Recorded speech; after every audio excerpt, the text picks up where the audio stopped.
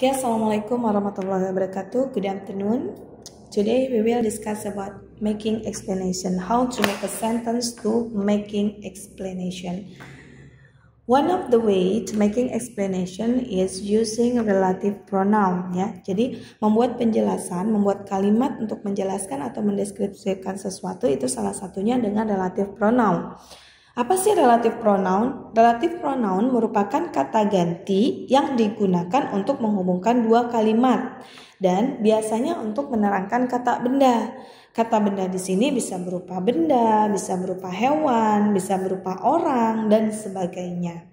Atau di dalam bahasa Indonesia or in bahasa, relative pronoun means yang, ya. Artinya yang di sini.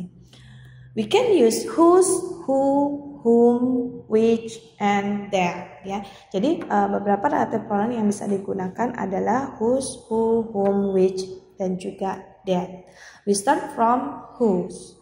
Whose used for possessive. Jadi whose ini digunakan untuk kepemilikan. For example, Jenny, whose house is near the city hall, came here yesterday. Jenny yang rumahnya dekat balai kota kemarin itu datang ke sini, ya. Jadi whose di sini menerangkan kepemilikan rumah. House in near the city hall. Jadi rumah di balai kota itu kan banyak, ya. Namanya Jenny juga banyak. Jadi untuk menjelaskan Jenny yang mana? Jenny yang rumahnya di dekat balai kota. Maka digunakanlah whose. Our neighbor whose car is new was robbed. Tetangga yang mobilnya baru kebobolan maling. Nah, di sini kan tetangganya banyak, yang punya mobil juga banyak, maka dijelaskan dengan menggunakan whose, kepemilikan. Tetangga yang mobilnya baru, our neighbor whose car. Nah, jadi kalau untuk kepemilikan itu maka digunakan kata whose. Next, who. Who used for a person as subject. Jadi who digunakan untuk orang sebagai subjek. The woman who just come here married to a tycoon. Wanita yang baru saja datang ke sini bersuamikan konglomerat. Jadi who di sini itu menjelaskan the woman. I thank all the people who have helped me finish this dissertation. Saya berterima kasih kepada semua orang yang telah membantu saya menyelesaikan disertasi ini. Who di sini menjelaskan the people, all the people. Ya, jadi who di sini menjelaskan all the people. All the people ini adalah merupakan subjek dalam kalimat ini. Who can disappear when the explanation use verb ing for active participle and passive participle. Jadi who juga bisa disenyapkan ketika penjelasannya itu menggunakan verb ing atau menggunakan verb 3, ya. Contohnya, her mother being sick lies helplessly in ICU room. Ibunya yang sakit tergolek di ICU. Nah, kenapa who di sini tidak muncul? Karena who di sini sudah digantikan dengan being, verb ing. The students sent to Canada have been well selected. Siswa yang diberangkatkan ke Kanada telah terseleksi dengan ketat. Nah, yang diberangkatkan di sini kenapa who-nya itu tidak muncul? Karena sudah digantikan oleh sent. Ya, karena sudah digantikan oleh sent atau verb 3. Jadi who-nya boleh disenyapkan atau dihilangkan. Next, whom. Whom used for person as an object. Whom digunakan untuk orang sebagai objek. Contohnya, the lady whom I looking for has moved to another town. Wanita yang sedang saya cari telah pindah ke kota lain. Nah, di sini whom di sini berbeda dengan yang tadi who. Kalau kalian menggunakan who, maka menjelaskannya the lady. Tetapi karena sekarang menggunakan whom, maka menjelaskannya bukan menjelaskan the lady, tapi menjelaskannya I. Wanita yang sedang saya cari. Jadi menjelaskannya lebih pada objek. Vinny, with whom I always spend Saturday night, is really pretty.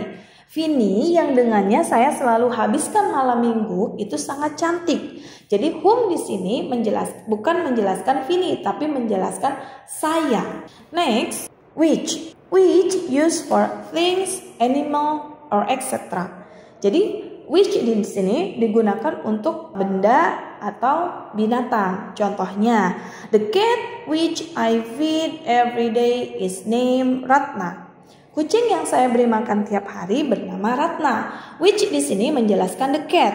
Karena the cat ini binatang, maka pakainya which, bukan who, ya. And then the book which I bought yesterday was famous. Buku yang saya beli kemarin sangat terkenal. Kenapa di sini menggunakan which? Karena subjeknya itu the book. The book ini adalah benda. Oke, that it can use in every situation to making explanation. Jadi kalau that itu bisa digunakan untuk mengganti who, mengganti whom, mengganti whose, mengganti which, ya. Jadi bisa digunakan dalam segala situasi. Makna dalam bahasa Indonesianya juga berarti yang. Next, dalam membuat kalimat penjelasan, selain relative pronoun juga menggunakan adjective dan juga adverb.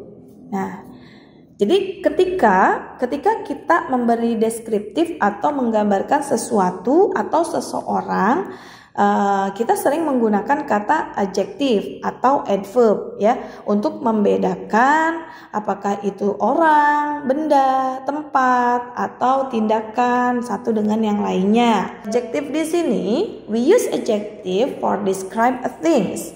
Jadi kita menggunakan adjektif ini adalah untuk menggambarkan suatu benda, menggambarkan benda-benda tertentu, ya. Dalam hal ini kata sifat itu sebagai modifier, ya, atau kata sifat ini ditempatkan setelah beberapa verba khusus seperti linking verb. Jadi adjektif ini ketika kita mendeskripsikan suatu benda, maka adjektif diletakkan setelah linking verb. Linking verb itu adalah to be seperti is, am, are, ya, was, were, been, have, has, had, ya, atau dengan verba-verba perasa. Verba perasa itu apa sih, Miss? Verba perasa itu contohnya smell, taste, feel, seem.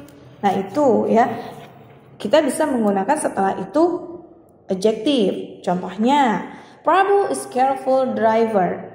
Prabu is careful driver. Prabu adalah sopir yang sangat hati-hati. Careful ini adjektif, is di sini adalah merupakan linking verb. Be quiet please. Be quiet please. Be di sini juga adalah merupakan linking verb, and quiet itu adalah adjektif.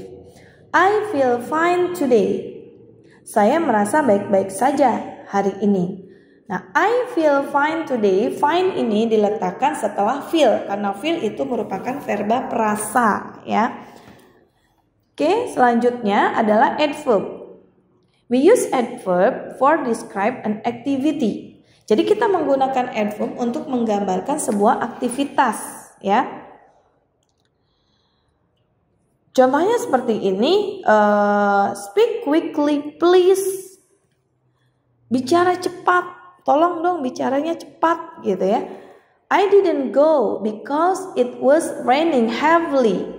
Raining heavily. Heavily di sini itu adalah sebagai kata keterangan, ya. Kata keterangan, dan ini menjelaskan tentang raining. Kita juga kadang menggunakan adverb itu, we use adverb for describe an adjective. Kadang kita juga menggunakan adverb itu untuk menggambarkan adjective atau kata sifat. Contohnya, extremely expensive, mahal banget sih, gitu ya. Nah, itu bisa juga, ya, adverb itu untuk menjelaskan adjektif. Di sini yang dijelaskan expensive itu kan adjektif, ya. Adverbnya adalah extremely, ya. Atau kita misalnya seriously ill, ya. Sakit yang sangat serius atau sakit parah. Good singer, hard worker. Nah, itu, ya, itu adverb yang digunakan untuk menjelaskan adjektif, ya. Kemudian the and adjective, ya. Jadi kata the dan adjective it used for special karakteristik ya. Maksudnya di sini itu adalah kalau dalam bahasa Indonesia ada misalnya si kaya, si miskin, si buta, si tuli. Jadi untuk menjelaskan karakteristik tertentu ya. Contohnya di sini ada the rich, si kaya, the poor, si miskin, the blind, si buta, the deaf, si tuli. Nah, itu ya. Jadi the di sini kalau misalnya digabungkan dengan adjektif itu kalau in bahasa means si. Adjektif juga ternyata bisa dibubuhi ing ya. Kata sifat yang berakhiran ing atau berakhiran ed ya. It used if someone or something cause the condition that described. Jadi itu digunakan untuk seseorang atau sesuatu yang menyebabkan keadaan yang digambarkan. Contohnya di sini, Intan is frightened by the thunder. Intan ketakutan, ketakutan oleh geledek. Nah di sini, jadi bisa menggunakan ing, bisa menggunakan id ya. Yang contoh pertama itu menggunakan ed. Frightened di sini id di sini adalah menyebabkan. Jadi Intan itu ketakutan karena apa? Karena thunder ya atau geledek. The program was boring ya. Programnya sangat membosankan. Nah, ing di sini boring di sini adalah menjelaskan the program yang menyebabkan boring adalah program. He finds the subject exhausting ya. Dia merasa mata kuliah itu melelahkan. Nah, exhausting di sini menjelaskan yang menyebabkan exhausting itu apa? Yaitu subjek. Jadi ada sesuatu atau penyebab dari kondisi tertentu. Nah, itu bisa menggunakan ing atau ed. Okay, that's all our subject today. Let's practice.